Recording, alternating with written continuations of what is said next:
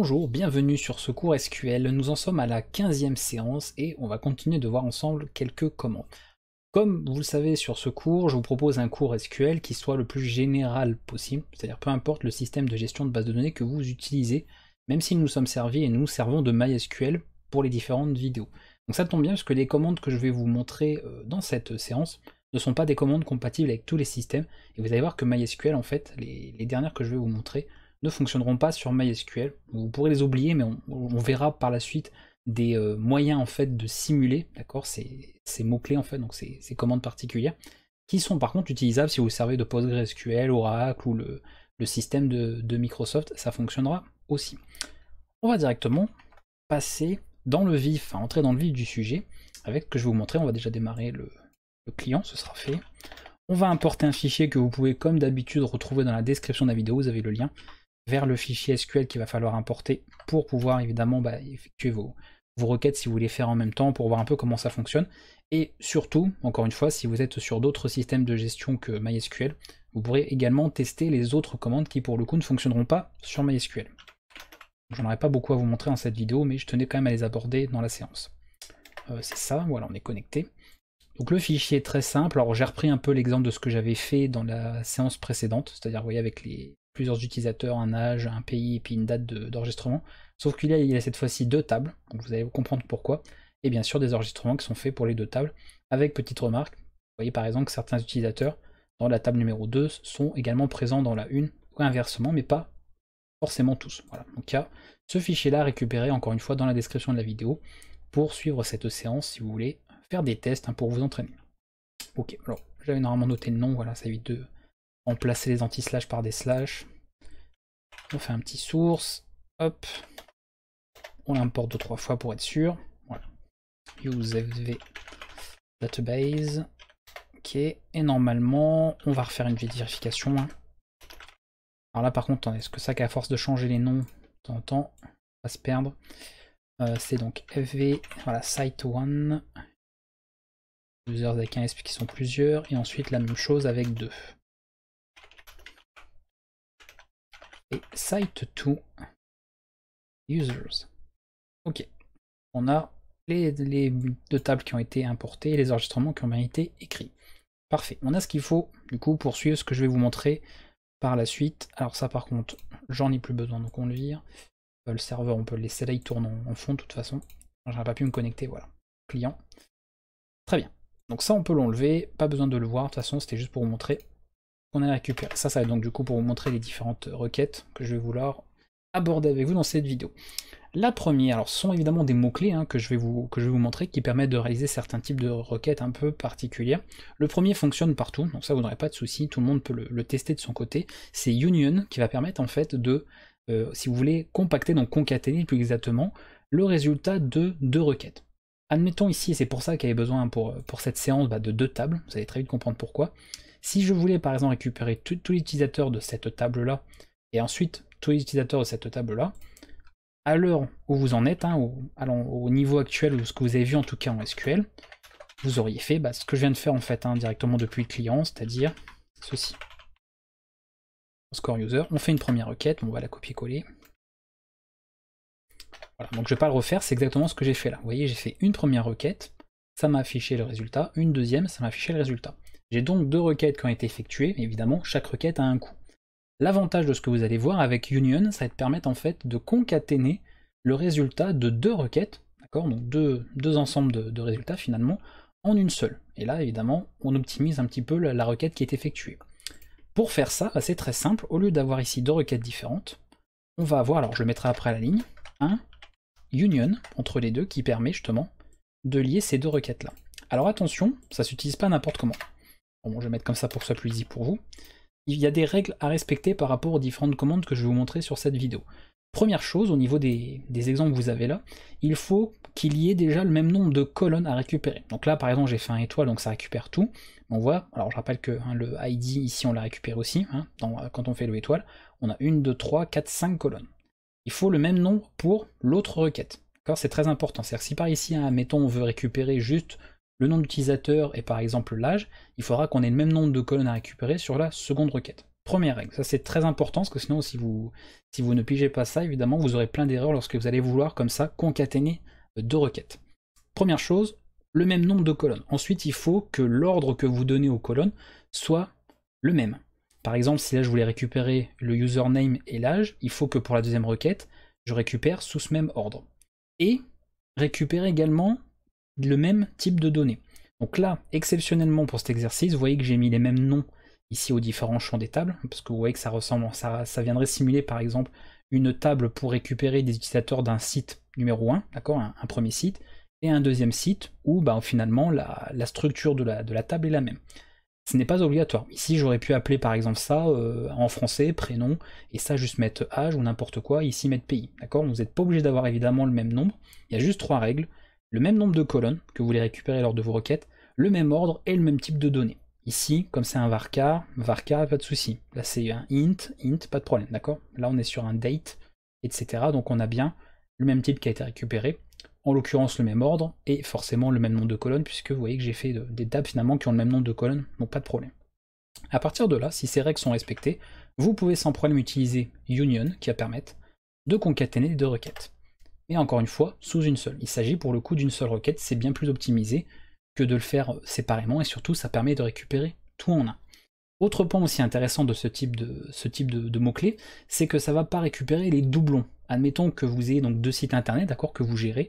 Pour des questions de gestion de ressources, vous n'allez pas gérer ça sur les mêmes tables, d'accord. Vous avez une table réservée pour certains noms d'utilisateurs et une autre. Mais vous pouvez très bien avoir un utilisateur qui est à la fois présent sur le premier site et le second. Là, et d'ailleurs je pense que, alors si on l'a vu par contre ici, attendez. Ah oui, parce que le problème c'est qu'il me l'a mis forcément. Et oui, là on n'aura pas le même, oui, c'est normal que ce soit pas le même, parce que regardez, Ciao, ici c'est l'utilisateur 4 et là c'est 5, donc il considère que c'est pas le même. Mais par contre, c'est pas ça ce pourquoi je voulais. C'est si en fait on avait des tables vraiment identiques, vous ne récupérerez pas en fait des doublons. C'est-à-dire que s'il y a des enregistrements qui sont parfaitement identiques d'une table à l'autre, ils ne seront pas récupérés. Alors c'est ça que moi le problème c'est par rapport à ce que je voulais vous dire pour les autres commandes. J'ai du coup mis des noms ici qui pourraient induire en erreur. Donc attention, voilà, il est bien considéré que celui-là n'est pas le même. En réalité, ce qu'il faut, des enregistrements purement identiques sur tout ce que vous avez récupéré. Alors là par contre, ce qu'on peut faire éventuellement, plutôt que de tout récupérer comme ça, ce sera moins, on va dire, ça risque moins de vous embrouiller, c'est juste de récupérer le nom d'utilisateur. On fait ça, et voilà. Et là vous voyez que Ciao il est bien une seule fois présent. Parce que comme on ne s'est basé que là-dessus, voilà, on évite complètement les doublons dans les résultats qu'on fournit. Donc attention, si vous prenez plusieurs champs, il faut que tous les champs soient identiques entre plusieurs enregistrements pour qu'ils considèrent que c'est un doublon, et du coup ne vous le retourne pas dans le résultat. Donc la commande union ne retournera pas, d'accord, si vous utilisez ce mot-clé là, les doublons d'enregistrement, qui sont parfaitement identiques, d'accord, au niveau de toutes les colonnes que vous avez demandées. Et là je vais vous montrer du coup avec cette petite requête là. Si vous avez éventuellement besoin de récupérer tous les doublons, quels qu'ils soient, il faut simplement rajouter un all. C'est union all, du coup là, le mot-clé qu'il faut, et là ça va tout récupérer, peu importe les cas. Oh, il veut pas le... Allô? Je vais peut-être pas copier en fait. Bonjour, CTRL-C. Oui, très bien. Voilà, et là on récupère Ciao 2 fois, on récupère Thomas 2 fois, voilà. Là il récupère tous les doublons, il considère que, voilà, les deux doublons ou pas, il récupère absolument le résultat des 2 requêtes qu'il a concaténées, indépendamment des doublons. Donc ça, autre mot-clé à connaître. Union all pour récupérer les doublons de vos résultats. Ça c'est tous les systèmes de gestion de base de données. D'accord, MySQL, PostgreSQL, Oracle, SQL Server pour Microsoft, ou autre, peu importe. Vous pouvez utiliser ce genre de mots-clés partout. Là, on va arriver sur 2 autres exemples qui sont très pratiques. Donc là, on a vu comment concaténer le résultat, si vous voulez, des données en fait de 2 requêtes, mais en une seule, pour faire une concaténation. On va voir maintenant comment on peut tout simplement renvoyer des résultats qui sont présents dans 2 requêtes différentes. En l'occurrence ici, comme vous voyez que je fais mes requêtes sur 2 tables différentes, on peut se dire comment je peux récupérer des résultats qui seraient présents dans 2 tables. Et ça justement, c'est pour ça qu'au niveau de l'exemple, parce qu'évidemment vous n'êtes pas forcément obligé de suivre ce cours en étant sur MySQL. Évidemment moi je vous montre ça au niveau du cours, mais vous peut-être qu'un jour vous utiliserez ce cours pour travailler sur un autre. Vous pourrez de votre côté pour le coup tester les commandes. Moi je peux pas vous les montrer parce que je suis sur MySQL ici, mais ce n'est pas bien grave. Alors par contre j'avais enlevé le... Voilà, je vais pas l'enlever, je vais le remettre ici.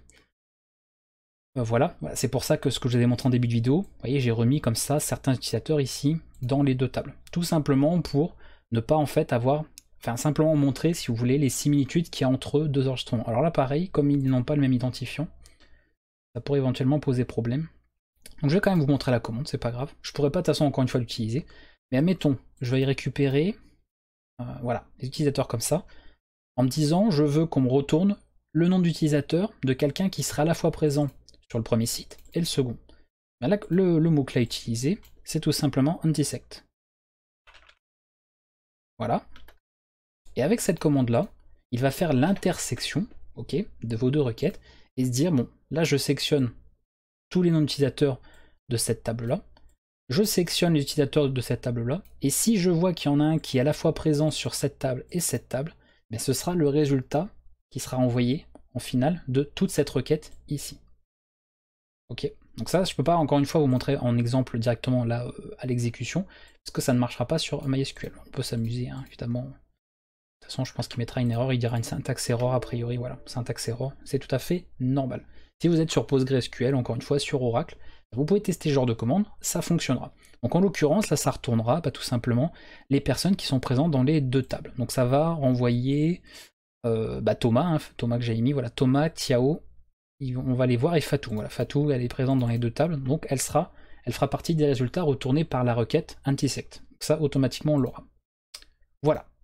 Autre mot-clé à connaître, on a vu union, on a vu antisect, et on va en voir un dernier, qui est minus. Et minus, pareil, sur MySQL, ce n'est pas disponible, sur d'autres systèmes de base de données, vous pourrez l'utiliser, ou alors vous avez une autre syntaxe, c'est-à-dire qu'au lieu d'utiliser le mot minus, ça utilisera tout simplement le mot except. Je vais vous montrer tout simplement au niveau de la syntaxe comment ça s'écrit, et après de vous expliquer en gros comment ça fonctionne. Alors on va reprendre la syntaxe. Basique, minus, comme ceci, d'ailleurs vous voyez que mon éditeur le colore absolument pas. Donc il ne le prend pas en compte. On a ces commandes ici, et là ce que ça va faire, ça va tout simplement vous renvoyer les enregistrements de cette première requête, ok, mais qui ne sont pas présents. En fait, vous voyez, c'est un peu comme l'inverse, qui ne sont pas présents en fait dans la deuxième. Donc de dire, si j'ai un utilisateur, admettons, qui est aussi présent dans la deuxième table là, je ne vais pas le renvoyer. D'accord? C'est en gros, tu me retournes les noms d'utilisateurs du site 1, mais qui ne sont pas enregistrés dans le deuxième site. S'ils sont présents dans les deux, j'en veux pas dans mon résultat. Donc on utilise pour cela minus. Et sur d'autres SGBD, alors j'ai plus exactement en tête qui utilise quoi, il me semble que minus c'est Oracle qui s'en sert. Je crois que c'est Oracle qui sert de minus, et les autres se servent de except. Donc except, ça s'écrit comme ça se prononce, hein, c'est de l'anglais, except, tout simplement. Voilà. Donc si vous voyez que minus ne fonctionne pas sur votre SGBD, utilisez except, et ça fonctionnera parce que c'est l'autre syntaxe. Encore une fois, sur MySQL, ces deux mots, except, minus et antisect, ne fonctionnent pas. Je le rappelle, c'est important de le savoir. Quand vous serez sûrement une majorité à avoir installé et utilisé MySQL pour suivre ce cours, parce que c'est celui que j'ai proposé, et quand même le plus standard, forcément vous ne pourrez pas utiliser ces commandes-là. Mais si un jour vous êtes amené à travailler sur un autre SGBD, sachez qu'il existe ces mots-clés qui sont quand même pas mal pratiques. On verra de toute façon à la suite du cours, et c'est pas mal de choses, des moyens, d'accord, il y a d'autres manières de faire des requêtes qui permettent de produire ces comportements. On peut faire en réalité un minus en MySQL, mais il n'y a pas de mot-clé en fait qui fait tout ça à notre place. On aura besoin de faire certaines requêtes. On verra en utilisant un système de sous-requêtes, on peut réussir à simuler certains mots-clés, et également avec les jointures, qu'on verra un peu plus tard au niveau du cours, on pourra également par exemple se débrouiller pour produire le résultat que ferait un minus sur un autre SGBD. Donc ça c'est important de le savoir. Alors en gros, voilà, donc par exemple, ici, il va récupérer donc tous les utilisateurs de la table 1, donc celle-ci, il va récupérer cela, et il va comparer en fait, il va voir. Donc par exemple, là-bas, Fatou ne sera pas récupérée puisqu'elle est présente dans l'autre table, d'accord, etc., etc. Donc tout ce qui en fait est présent dans la première requête mais n'existe pas, d'accord, donc c'est moins, minus ça veut dire moins en anglais, pour dire voilà, je récupère tous les utilisateurs ici, moins ceux qui sont présents là. Donc c'est très simple, d'accord, vous faites une soustraction simplement. Vous voyez, Thomas il est là, comme il est présent ici, on le récupère pas. Voilà. Tant pis, désolé Thomas, hein, désolé à tous les Thomas, mais voilà, apparemment minus on vous veut pas, donc c'est comme ça. Mais par contre Brian, pas de problème, il n'est pas présent dans la deuxième table, donc lui sera bien récupéré, il sera bien donné comme résultat d'une requête avec minus ou except, comme je vous l'avais dit en vidéo. Et on va pouvoir s'arrêter là tout simplement. Il n'y avait pas grand chose à voir, mais je tenais quand même à faire une vidéo là-dessus, sur tout ce qui était union et intersection, parce que c'est quand même des concepts à connaître, d'où le titre de cette séance-là, et qui sont nécessaires parce que si vous manipulez d'autres systèmes de gestion de bases de données, vous aurez grandement utilisé ces différents mots-clés au niveau de vos requêtes. Vous avez vu que ça optimise pas mal, et ça, on va dire oui, ça optimise, ça rend quand même le tout un peu plus performant, si on se contentait de faire certaines requêtes comme ça à la suite. Et d'autant, une fois que vous avez groupé des résultats, vous pouvez faire pas mal de choses avec. D'ailleurs, avant de se quitter, je ne vais pas montrer, mais c'est vrai que c'est bien de le dire, parce que peut-être que ça paraîtrait pas évident pour certains. On va revenir sur l'exemple qui pour le coup fonctionne, parce que c'est vrai que de pas avoir de code, pas avoir de requête à montrer, c'est un peu dommage. On va revenir sur Union. Et par exemple, quand vous faites ça, n'oubliez pas qu'après, tout ça, en fait, imaginez, ça c'est votre requête. D'accord? C'est votre, on va dire, votre partie sélection de requête. Ensuite, si moi derrière je veux, alors on va refaire ça proprement. On va revenir là. Oh, ah oui, j'ai remonté, d'accord. Je fais ça, vous voyez, je récupère plein d'utilisateurs, sauf les doublons. Pas de problème. Alors d'ailleurs, je peux peut-être récupérer toutes les informations pour le coup. Plus pratique pour ce que j'ai à vous montrer avant de finir cette vidéo. Voilà, on a tous les utilisateurs là. Si vous voulez, admettons, changer l'ordre des résultats, parce que vous avez bien appris à faire des close where ou simplement un order by si on veut changer l'ordre des résultats, on peut le faire. Vous pourriez être tenté de vous dire, je fais un order by ici, puis j'en fais un là. De se dire, on a une requête et une deuxième, et on vous avait appris à mettre la close where ici, le order by ici. Là, il faut vraiment partir du principe que ceci, c'est votre requête en fait. D'accord? C'est limite, si vous voulez vous aider au niveau écriture, vous pouvez la marquer comme ça. Et du coup, si vous voulez rajouter un ordre, vous le mettez à la toute fin. Et là, on va mettre du coup sur ce que l'on veut. Donc là, pour le coup, les noms que j'ai mis au champ des deux tables sont les mêmes, donc c'est très simple. Je vais mettre par exemple username. Mais si vous avez, par exemple, sur votre table 1, certain nombre de champs, c'est-à-dire que vous avez bien le même nombre de colonnes, le même ordre et le même type de données, mais pas les mêmes noms que vous avez mis ici et ici, d'accord? C'est les noms de la première table, si je ne dis pas de bêtises, qui seront marqués au niveau des résultats, d'accord? Il va prendre ces noms-là au niveau de ce que vous aurez affiché là au niveau du tableau, d'accord, à l'affichage. Donc c'est ce qui sera récupéré dans la requête concaténée avec un union. Donc là je fais ça, et puis c'est tout, voilà, oui. Username. Et normalement, si j'ai pas dit de bêtises, ça marche, et vous voyez qu'ils sont bien triés par ordre alphabétique. Voilà. Alors là par contre il a renvoyé. Ah oui, par contre, là. Il m'a renvoyé. Il y avait 2 fois.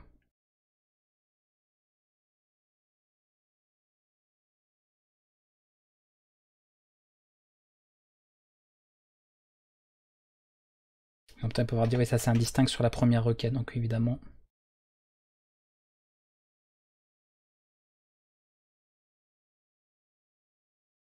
Ah oui, c'est normal, c'est pas les, oui, c'est pas les mêmes utilisateurs, les deux là. Ils n'ont pas le même identifiant. Et c'est ce que je vous disais en début de vidéo. Donc tout va bien, c'est normal que là qu'il y a 2 Tiao de Thomas, que rappelez-vous, pas même ID, donc comme il fait une comparaison sur tous les champs, s'il y a un seul des champs qui diffère, il considère que ce ne sont pas des doublons. Donc effectivement, il vous retourne les deux. Voilà. En revanche, s'il avait juste par exemple fait username et donc environ l'ID en fait, c'est-à-dire je peux même tout faire sauf récupérer l'identifiant finalement, parce que c'est ça. Donc faire ça et de faire ça. Voilà, on va faire les choses plus claires, parce qu'encore une fois, pas que vous soyez embrouillés. Voilà, et là effectivement, on a juste les résultats qui ne sont pas des doublons, et tout est bien rangé par ordre alphabétique selon le username, puisque c'est ce qu'on avait demandé avec le order by, qui est bien mis encore une fois à la fin de la requête. On rappelle, toujours à la fin, parce que c'est le order qui va être appliqué sur tout ça. Il s'agit bien d'une concaténation, donc on applique la clause d'ordre sur la concaténation qui a été faite. On terminera du coup avec cette partie, c'est ce que je voulais vous montrer sur cet élément là. J'espère que c'était pas trop compliqué, je pense pas, c'est vraiment des choses à mettre en pratique. Après vous apprendrez de toute façon à vous servir de ces différents mots-clés dans vos requêtes. Après voilà, ça vous le retiendrez naturellement, il n'y a pas besoin de l'apprendre par cœur encore une fois. Donc j'espère que c'était suffisamment, je vais y arriver, explicite, que ça vous a permis de comprendre un peu l'utilité qu'elles ont. Ça va pas mal économiser, pas mal optimiser les requêtes SQL que vous allez faire. Et on se retrouvera du coup pour la prochaine séance, prochaine vidéo. Je pense qu'on va attaquer, on va commencer à arriver dans l'histoire de sous-requêtes, jointures, tout ce que ce dont je vous ai parlé en début de vidéo. Donc là on arrive sur des choses très intéressantes, très sympas, un poil plus complexes, c'est vrai aussi. C'est pour ça que là je voulais faire des petites vidéos qui sont quand même beaucoup plus simples, d'accord, histoire de se préparer à des choses qu'on arrive pour la suite et fin, parce qu'on arrivera quand même mine de rien pas loin de la fin de cette formation en SQL. N'hésitez pas en tout cas dans les commentaires s'il y a des questions, des remarques et que vous bloquez sur quelque chose. Je suis là évidemment pour y répondre et pour pouvoir vous aider si besoin. Et à bientôt tout le monde pour la prochaine vidéo.